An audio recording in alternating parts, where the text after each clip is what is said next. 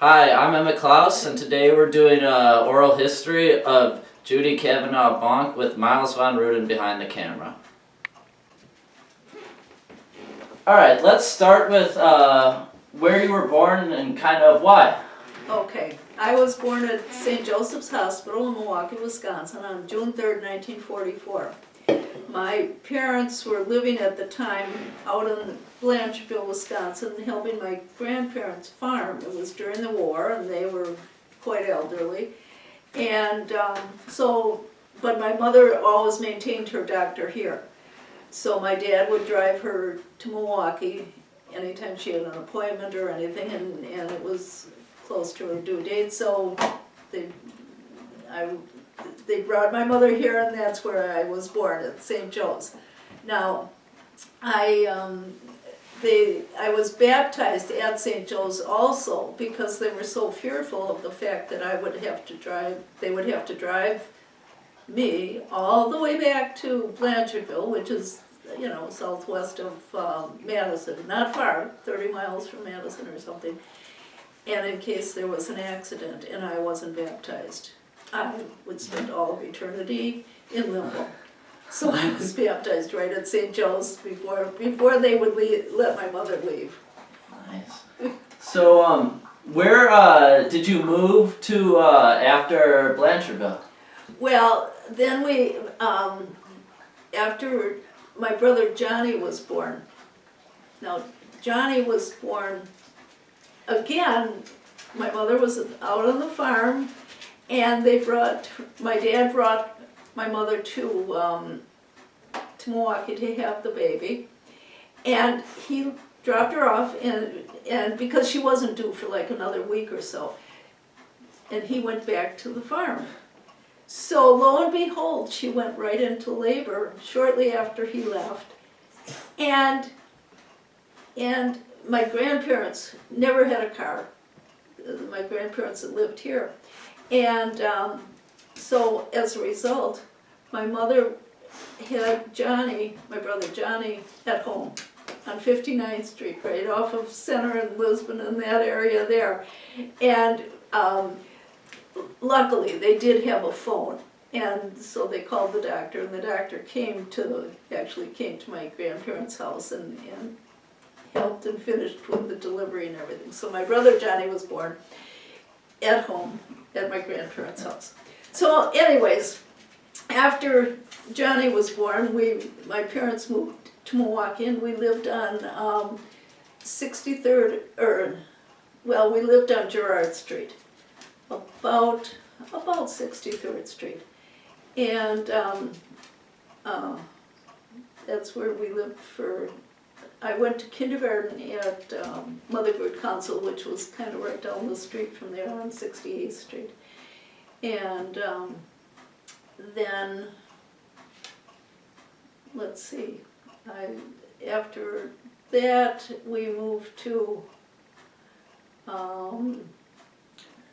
Well, let's hold on to where you moved. What was it like growing up over there? What did your parents do for work over there? well, my dad worked at Northwestern Mutual, and he worked there for about 10 years, and then his uncle actually was president of Northwestern Mutual, and he was quite well. My great uncle was quite well known in Milwaukee, and actually in Washington D.C. and across the whole country, and he grew Northwestern Mutual from not a small company, but grew it quite a bit to billions of dollars, and we're talking the early 40s and stuff like that. So, and also his daughter worked at my great uncle's daughter worked at Northwestern, and she went to law school, and then but she was told when she was done with law school she had a hard time finding a job. Now, she's a very brilliant person, but the law firm would hire her, but she would never be allowed to work with the clients because women just didn't work with clients at that point in time.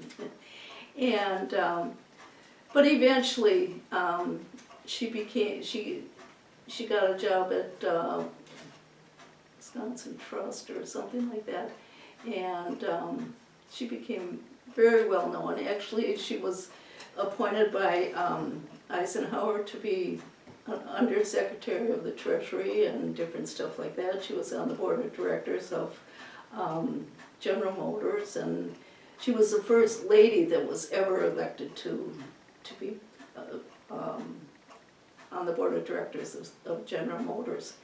And to think of her career, she broke a lot of glass ceilings that, the opportunities weren't there for women simply because they were women. And most of these boards of directors and regions at Wisconsin, University of Wisconsin, and different places like that, they were all men. And so my cousin Catherine Clary was one of the very first women to hold a lot of these positions. Uh-huh.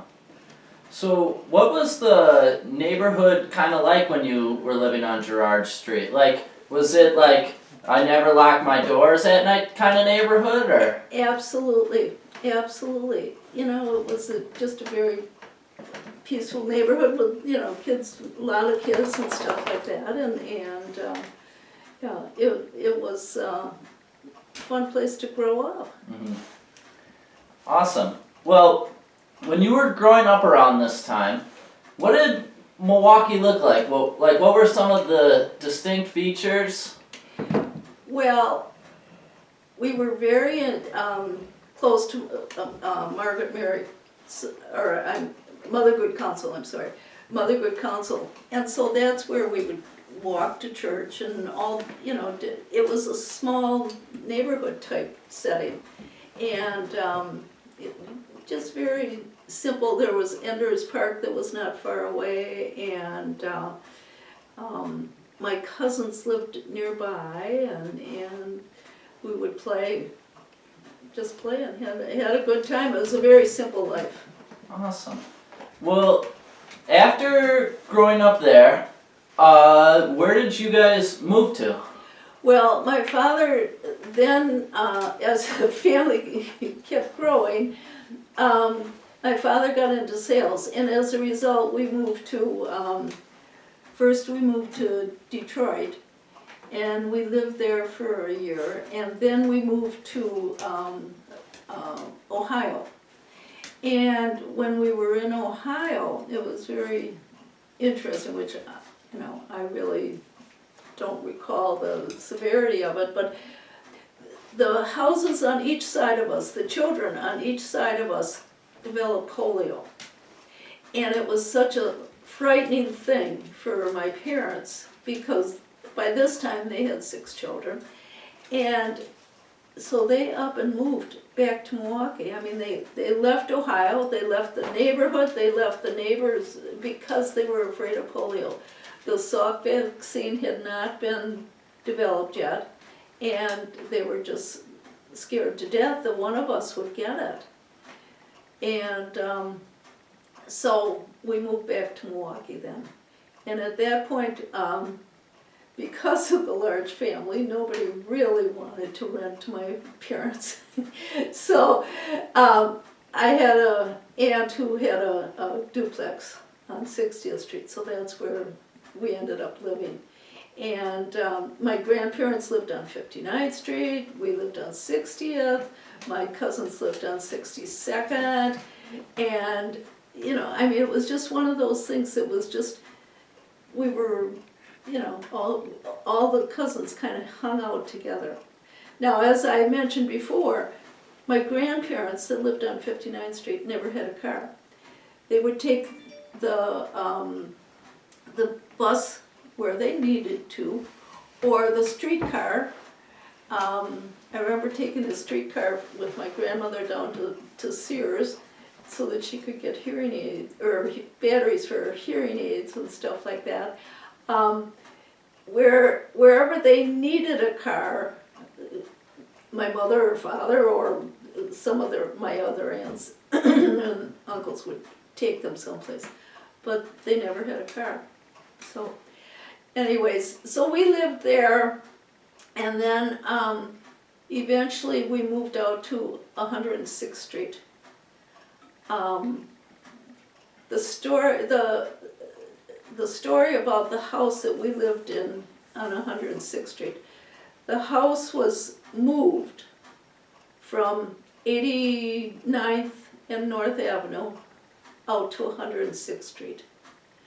And it's kind of right across from the Club Tap, and it used to be, they built a kind of a little strip mall there. The Grand was there and different stuff. So we moved out to what I refer to as our forever house. Because we had moved around a lot, and this was our new home, and it was fun. It was just very exciting.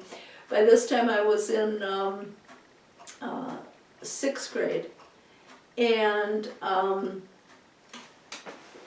so we would spend most of our days just playing down at the creek, going over to the Hanson Golf Course, walking the tracks down to Hart Park, or to Hoyt Park, and it was just one of those things where, you know, we just had a fun time. I met friends that I still go to lunch with to this day. My brothers would play what they called alley ball, basketball down the alley, down the way. And we would spend our days, our summer days, just roaming, doing outdoor stuff. But we moved there in 1956, and that was before Mayfair was even built. Now, I remember when they started, there was the Fisher Farm, and then across the street was Fisher School, and North Avenue actually went up over the train tracks, if you can kind of picture that on west of Highway 100. And but when they started tearing down the Fisher Farm to build Mayfair, I remember going up there and going through the house that the farmhouse of the Fisher Farm, and it had a spiral staircase going up to the 2nd floor. It was, you know, one of those things that just kind of sticks in your head, because I had never seen anything like that. And roaming through the whole house, you know, nobody was around. There were a couple of my friends, and we just roamed through this vacant house that they were going to tear down. And North Avenue was very, you know, just a couple lanes going both ways when we first moved there, and as Mayfair developed, so did North Avenue, so did Highway 100. Fisher School, they tore that down and moved that out to 122nd Street, and so eventually the neighborhood changed. But that little pocket there on 106 and Garfield pretty much remained the same. You know, the creek is still down there, and stuff like that. So anyways, I was going into 6th grade, and when we moved there, and we went to Christ King. Now, that was a changing point in my life, because I met who I eventually married in 6th grade, Tom Bonk. And while I was taller than he was, I was more mature than he was. Nonetheless, I met him in 6th grade. And so we have such a history with Christ King. Now, Christ King the church that's there, which is beautiful, was not there when I started school there. Father Hipper was in charge of Christ King, and he was very conservative. He would make an appeal for money once a year, and believe me, people donated. But anyways, and when the time came and he had enough saved and enough, to build the church, they started. But prior to that, they had church in the basement of what now is the North Hall, and so they did that for years until they had enough put aside for the church. So Tom and I were the first class to graduate from that church, in that church. And he went to Marquette and I went to DS, and as we were growing up, we had so many of the same friends, of course, all through high school, all through most of grade school. Tom had gone to Christ King from day one. He lived on 89th Street off the Center. And so he had always gone to Christ King, and I came in 6th grade. And so we knew so many of the same people through high school, and then on to college. He went to Marquette and I went to UWM, and anyways, it's we still have those friends today, which is amazing. So I maintain that moving out to 106th Street and going to Christ King was where my life kind of really started. Awesome. So to backtrack a little bit from that, you mentioned how you went to the zoo. Could you tell us a bit what the zoo was like and where it was at this time? When we lived on, when we moved back to Milwaukee and we lived on like 60th Street, the zoo was at Washington Park, and they had a band shelter there, and the zoo, and during the winter they would have ice skating on the creek there, and so that would be someplace that we would, just kind of, our family would take us down there, and we'd go to the zoo, and it was just a fun place as a family to go and have a picnic and go to the zoo. And I mean, another place that I recall going to around that time was on 49th, and there's an intersection, 49th and North and Lisbon and what other street there. But anyways, that was kind of the hub for that area there. There was the First National Bank, there was Uptown Theater. We used to go to Uptown Theater quite a bit. And what else? There was Mamma Mia's Pizza was over there. Okay, so anyways, yeah, when we, the different neighborhoods had their I want to say personalities. They had their own type of group of people and communities, and most of them, as I look back, most of them were around the church that we were nearby, whether it was Motherhood Council or Christ King or whatever. The people, those were the people that you met and hung around with, and the adults did for sure, the families, and as a result the kids did also. Awesome. So when you were growing up as a kid in like middle school and stuff, did you go to any sporting events in Milwaukee? Well, as far as we would go to the Brewer games. I take that back, the Braves. They came here in 1956 or something like that. Yes. And it was just an exciting time. It was fun. I loved County Stadium. It was just one of those things that you look back on, and it was, they had good teams, they had good players, they had players that got involved in the community, and it was so exciting to be a part of Milwaukee and the Braves at that time. My dad, I remember going with my dad on my birthday and having to wear a winter coat because it was cold, even though it was June. So I do appreciate Miller Park, American Family Field.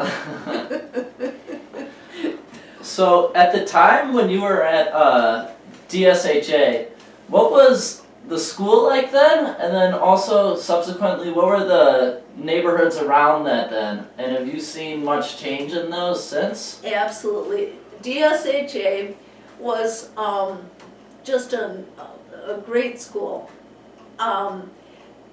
They owned a lot of land there. They had acres and acres of land. All the apartment buildings behind DS and the Salvatorians, the School Sisters of Divine Savior owned all that land. And they eventually ended up selling it off, which was a shame. So we actually had a campus. And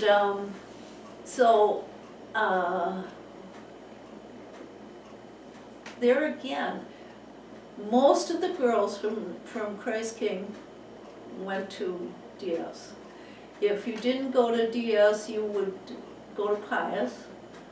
And if you didn't go to Pius, the public school would be either Marshall or Washington. So anyways, and the boys, I think just about the whole class went down to Marquette. Mm-hmm. But, so I spent 4 years at DS and loved every minute of it. High school was fun. There was always a CYO dance on a Friday night, and there'd be a different parish and stuff like that.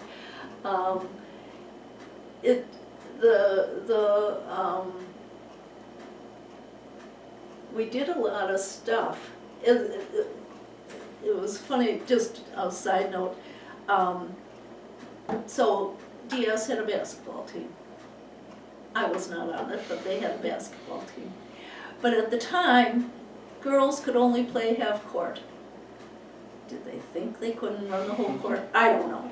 So you would take 2 steps, dribble the ball, and then you would have to pass to somebody over on the other side. It was just one of these things that you just, are you kidding me? So in that regard, sports has changed a great deal for women. You look at the teams that they have today, and whether it be high school or college, they are so capable, and they were back then also. Mm-hmm. Mm-hmm. So after your time at DS, what did you find yourself doing after you graduated high school? Well, I went to UWM for a year, and then thought, well, I'm just going to get a job. So I went and worked at Allis Chalmers. I had an aunt that worked there, and so I worked in the finance division, and I would handle the expense accounts for the different sales people that would travel, and I handled their airplane tickets and stuff like that. So that's what I did for 3 or 4 years. And then, in the meantime, Tom and I had gotten married, and so in 1967, we got married in August 13th, 1966. And then the following year, I was expecting Todd. And so I had to leave work. They classified me as disabled. No. This was a lifelong journey of being disabled. But anyways, so I had to leave work 6 weeks before I was even due to have him. And so Todd was born in July of 1967, and I was in the hospital for 10 days, Mhm. and my bill was $500.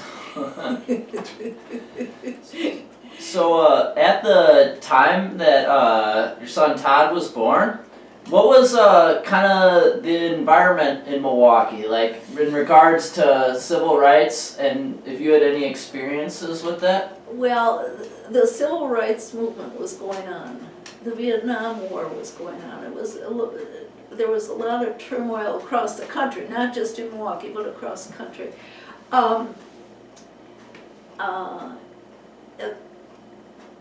I remember when my brother Michael was in Vietnam. Everybody had to register for the service. Now, you got an exemption if you were a college student, and then they changed that to if you were married. Then they changed that if you had a child. So my brother Michael he studied to be a chiropractor, and so he was in school. And then there was a period of time between the time he graduated and the time he got married. It was like 4 months, and he got drafted. So he was quite a bit older. Most of the young men in Vietnam were like 18, 19 years old. And Michael was, I want to say he was like 25, and he got drafted, and he was a medic. And he was wounded 3 times. He received the Purple Heart and 2 Silver Stars and stuff like that. I remember one day my dad coming over to the house. We lived on 96th Street by this time.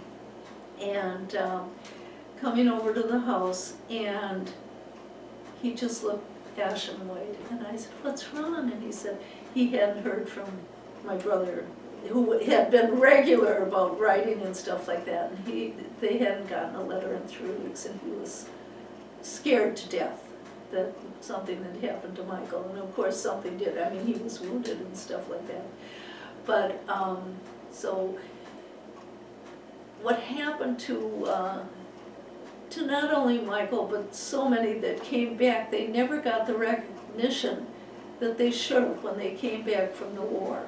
And they were dismissed because the country really didn't want the Vietnam War by that time. And so it was kind of too bad what happened to, and I think they should be acknowledged at any point in their life for what they did. As far as civil rights, Father Grabby was very involved here in Milwaukee, and they would have marches all the time on the 6th Street Viaduct and stuff like that. And so the city was in turmoil and the country was in turmoil. Mhm.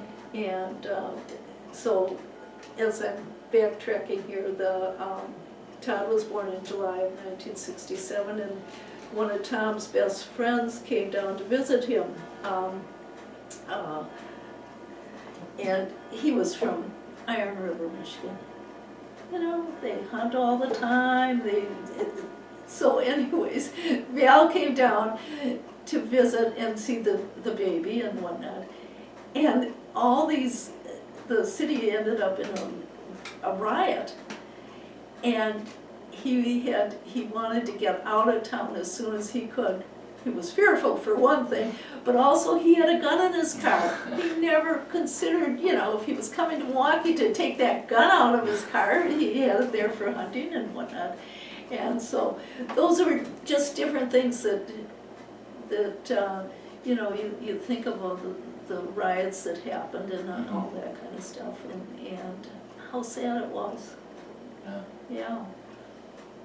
All right, so around this time that Todd was born, and a couple of years when he was growing up, Summerfest kind of started off in Milwaukee. Oh my So gosh. I was wondering if you had any memories of going to early Summerfest and any bands you saw? No. That all took place later on with my children going to Summerfest. And they would go for the full 10 nights, 10 days that Summerfest was on. Looked forward to it every year.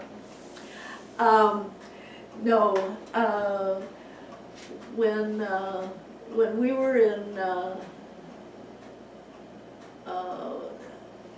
every year around that time, State Fair would be taking place also.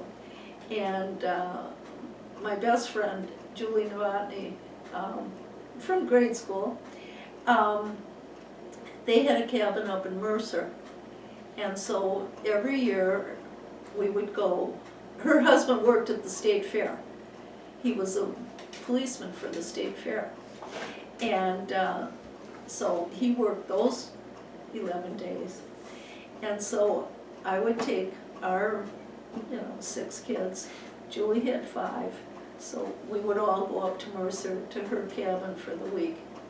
And it was crazy. It was fun. The kids would be off and, playing and swimming and whatnot all, and fishing, and there was a house across the street that they thought was haunted, which they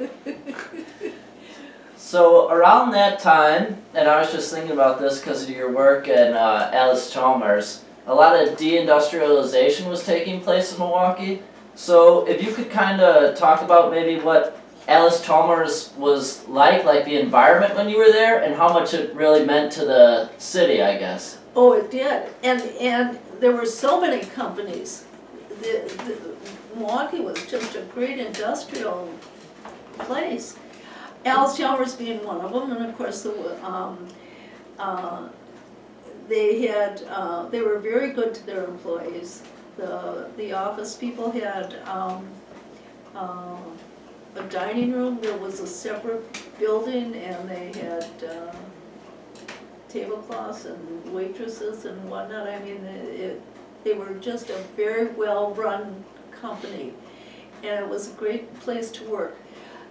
So many people were people from, that had worked there for 20 or 30 years. It was so much a part of that whole area, that West Allis and South Milwaukee and everything. But there were just a ton of factories that were part of Milwaukee that are no longer there.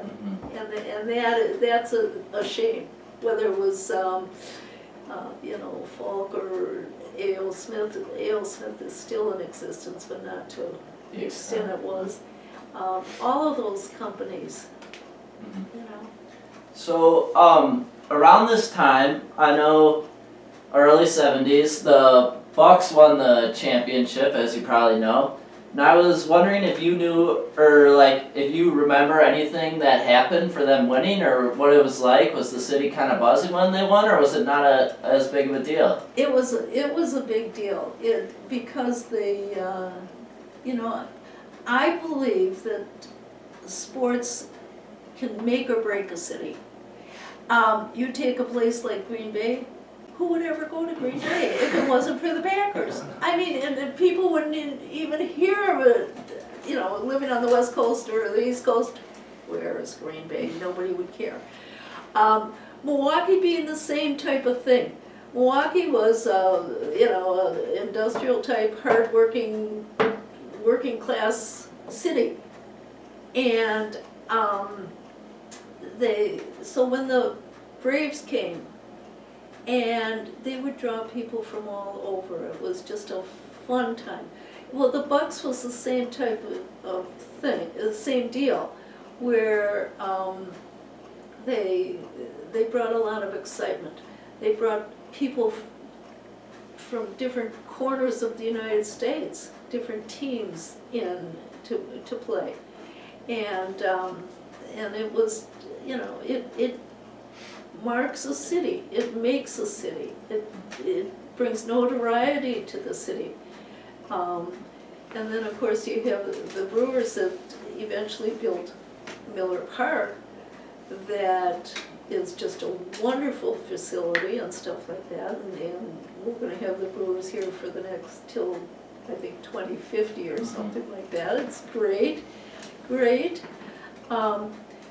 It does so much for a city, and I think that it would be a shame if we ever lost any of them. So around this time when your kids were growing up and stuff, where did you live then? And then, well, yeah, let's start there. So we lived on, first we lived on 96th Street, and that's where three of our children, first three children were born. And then we moved to Diane Drive, which is just a block south of Watertown Plank Road on 117th Street.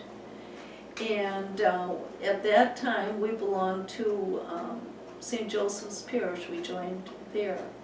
Now, years and years before that, Tom had gone hunting on the land that was St. Joe's, that is St. Joe's now. But anyways, when St. Joe's was being built, they didn't have the church finished yet. So they had Mass in the basement of Aliota's restaurant on Highway 100. So that was for about the first year or so. But anyways, we went to, we lived there until we lived on Diane Drive until 1974. And then we moved out to Sussex, Merton area. And so we're still here. It's, 50 years, we're coming up to 50 years later, and here we are.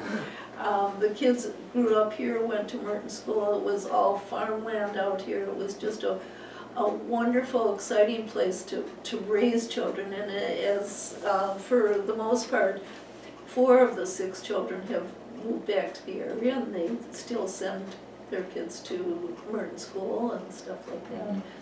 I remember when we moved here, there was a discussion that about building an addition to the school. Oh my goodness, they were just beside themselves. You had 3 groups. You had the local people, you had the farmers, and then the people, the newbies in the subdivision. And none of the first 2 groups didn't see any need for, having a new addition to the school. And eventually they did. They put it, and then eventually they ended up building another school, an entire another school. So at this time when you were living out here, how did you go into Milwaukee, or did you go into Milwaukee much to shop? And could you see kind of Milwaukee changing since it was when you lived there? Yes, absolutely. For the first number of years, I never even changed doctors or anything. I went into Milwaukee for everything because that's what I was familiar with, Wauwatosa and in that area. And but eventually, as the kid, and then the Milwaukee was changing. Mayfair was expanding. Highway 100 was growing. Highway 100 actually goes around the whole city. It was like a bypass around the whole city. And then as they built Mayfair, they eventually changed the name to Mayfair Road. But the whole city was kind of changing. So when we moved out here, it was, this was really country, which was the same kind of feeling what I had when we moved out. Looking back, when we lived on we moved out to 106th Street. The kids at Christ King that lived right around Christ King would ask if I was going to come into town today. Well, I mean, now of course it's just all blended together. But at that time, to live out on 106th Street was out in the country. There was nothing really around there and stuff like that. So when we moved out here to Merton, it was kind of the same thing. You know, people would say, oh, are you coming into town today? Well, now we had, you know, like a 17, 20-mile trip. However, we did decide, the kids all went to Merton grade school, and then when it came time for high school, Tom and I decided that the boys would go to Marquette. And it worked out fine. Amy went to, our daughter went to DSHA. They had their own carpool once Todd got his license. So they would leave here and drop Amy at DSHA and then down to Marquette High and stuff like that. So we've been involved with Marquette High for years. As I mentioned, my brother Michael started there in 1956. So it's been a long time that we've been involved with Marquette High, and I don't regret it one minute. As I've said a number of times, some friends from out here, their kids would go to Arrowhead, and they would get on the bus, and you know, the bus would pick them up right down at their driveway and stuff like that, and go on over. Well, our kids got a real eye-opener going into Milwaukee, to Marquette High, and DS, and they learned about different places, different cultures, different people. The kids that got on the bus and went over to Arrowhead didn't learn that much. So when you were driving down to Marquette High to drop off your kids, like at the start, what was the neighborhood like around it, and how have you seen, I guess, that change? Well, the neighborhood around Marquette High was Merrill Park, for the most. I mean, that's kind of the way they referred to it, and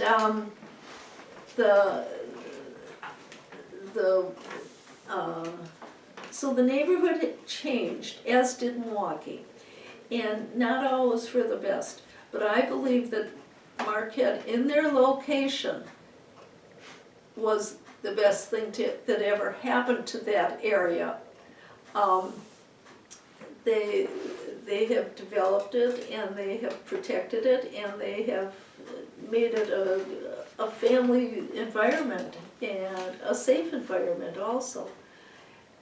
It offers so much to the community, Marquette High does. So now when Tom was going down to Marquette, and we graduated in '62, he graduated in '62, there'd be nothing to hitchhiking back and forth. I mean, hitchhiking was just fine, nobody was ever worried or scared or anything like that. And what had kind of happened, they would get to know the same person would kind of come along at the same time, and they'd recognize that boy or this boy or whatever, and they'd eventually get the same rides. But it was a safe neighborhood at the time. So, kind of speaking of Marquette and Wisconsin Avenue, I was wondering if you ever went to any shows down in Milwaukee to see like someone play at any of the theaters, or ever to like the Eagles Ballroom? At the Eagles Ballroom, yes. I know when I was in high school they had the father-daughter dance there one year. And we would go to theaters at, like the Riverside Theater and different stuff like that. Milwaukee was a fun place. It was a safe place. When I was younger and before I had my license, we would take, a group of girls.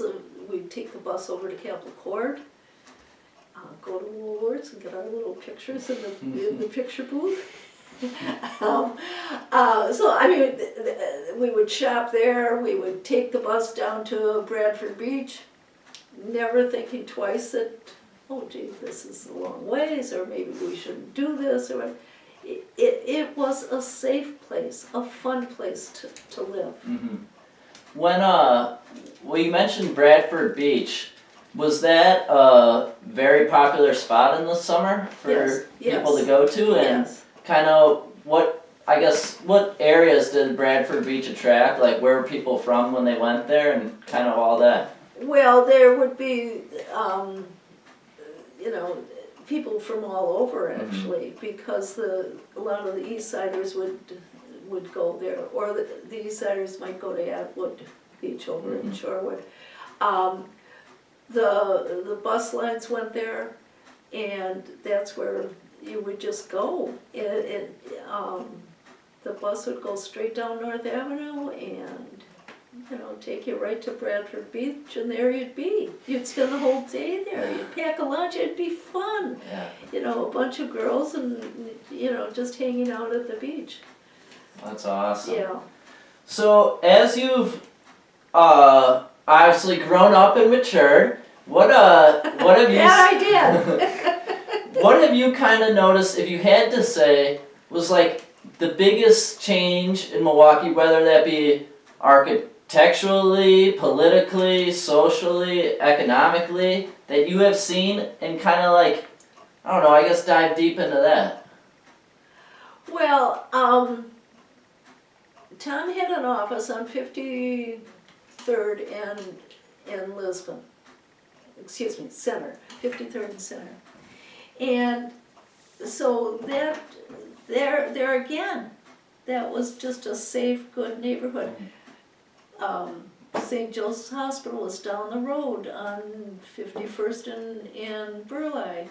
All these areas that were just very safe, and now as an adult, I'd be skeptical to go through some of those areas, and that's sad. That's just a sad state of affairs, because the people that lived in those neighborhoods cared about their neighborhood. They cared about the houses, their homes, and I don't know that you see that in today's society, and that's too bad. I do think that home ownership is important, just to, because people, if you have something invested, you're going to take care of it. So, kind Excuse me. of, so going back, because you mentioned... Oh, I jump around a lot. Sorry about that. No, because you mentioned the Braves, and I'm a big baseball fan. What was it kind of, like, what was the feeling when the Braves left Milwaukee, and then what was it like getting the Brewers to come in? It was a devastating thing when they left and went to Atlanta. Devastating. There was, why? I mean, what, I think there was like maybe 2 years that they were gone, and then they got, Bud Selig got the Seattle Pilots to come here. And thank goodness. I mean, where would we be? In today's world, without the Brewers, it adds so much to the economy, and as I've said, when the Bucks started up, I felt it was a great thing of, at the time, Senator Cole, to have a team, for him to invest in the team and get it here and have it here, and the Coles were very loyal to Milwaukee. Mm-hmm. So, kind of going off that, I guess, and your earlier point about the zoo, so kind of going off the social aspects of Milwaukee, when the zoo moved over off Blue Mound, did you ever and your family ever come down and go to the zoo when having kids? Oh, for sure, because it was such a neat place. I mean, actually, the Milwaukee Zoo is just known around the country. Mhm. It's one of the most outstanding zoos in the country. And so, you know, even when we moved out here, I would take the kids to the zoo. Now, mind you, they would get out of the car and they would run and I'd lose one for sure. but you would spend a day at the zoo because it was just, and there was Samson the gorilla and all these things that the kids really enjoyed. So I guess backtracking again, because we were on the topic of your kids, and you were talking about your association with Marquette High. Could you dive deep, because I know they played a lot of football, what the football games were like, and then what Hart Park was like, and kind of like the teams they'd play and stuff around that? Yes, Marquette High belonged to is it the WIAA? I think then the WISA, or WISA. And they were all Catholic schools. Mhm. And so they would play, you know, like Pius was a big rivalry. St. Catherine's down in Racine, St. Joe's in Kenosha. Dominican came along and they were okay, but you know, not as, it took them a while. They would play Wisconsin Lutheran, Milwaukee Lutheran. My brothers all played football there at Marquette High, so we're going back to the 50s, 60s, 70s. They also played baseball there, and they would play that at Washington Park. When our boys were old enough to go to Marquette High, they also played football. They would play at of a Valete there, Valete Street. Mhm. There's a park there right Yep. between the police station and the Milwaukee school system building.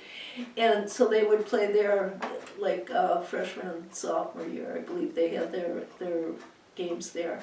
And the games, when my brothers played, they would play down at what was Marquette U's stadium. Mm-hmm. Marquette U had a football team until, I want to say like 1960 or something, and they played all their games down at that stadium, which is in Pigsville.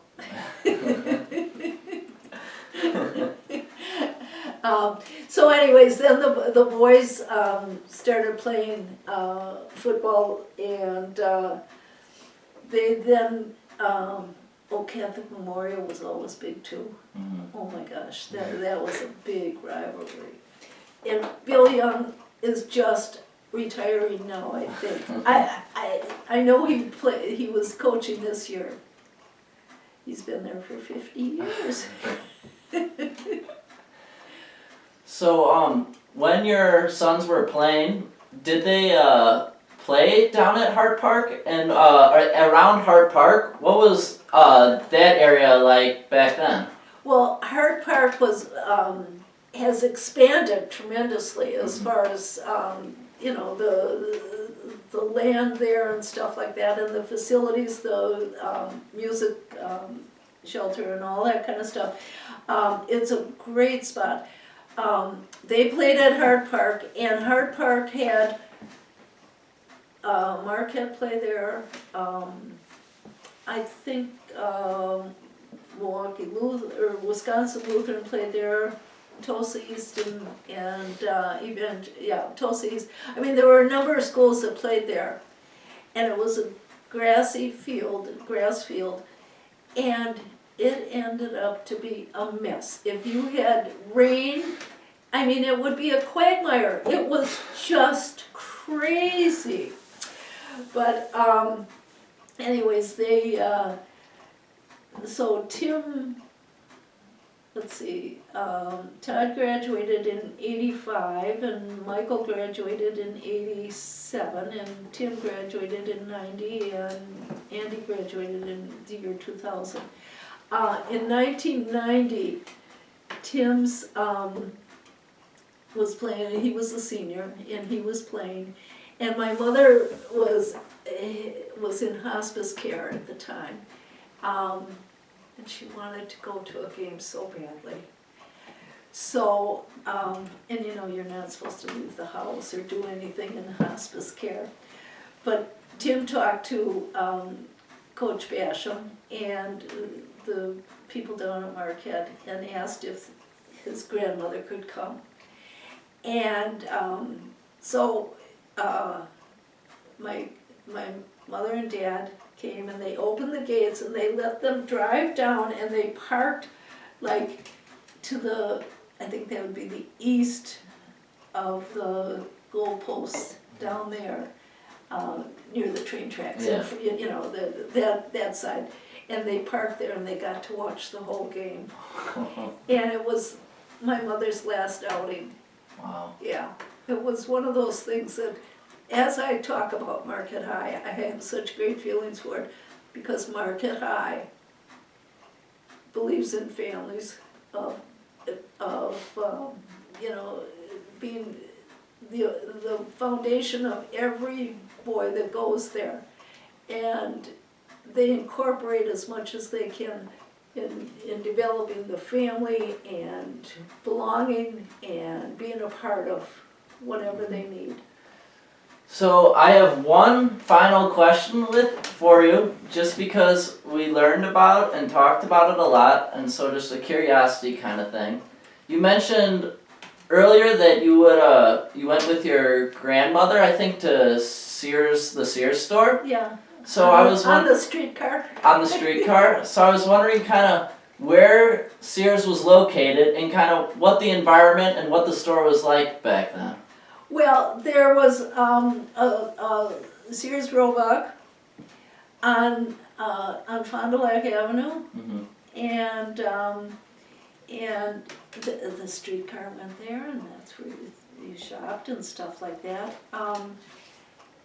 And I always felt safe with my grandmother. There was it was, you know, just such a different time. Things were slow. Nobody was really rushing around and stuff like that. And it was just a good time to be alive. Yeah. Yeah. Well, that's awesome. Well, thank you so much. Thank you. And awesome You're being welcome. with you. Excuse me for having prattled on and on and on and going to different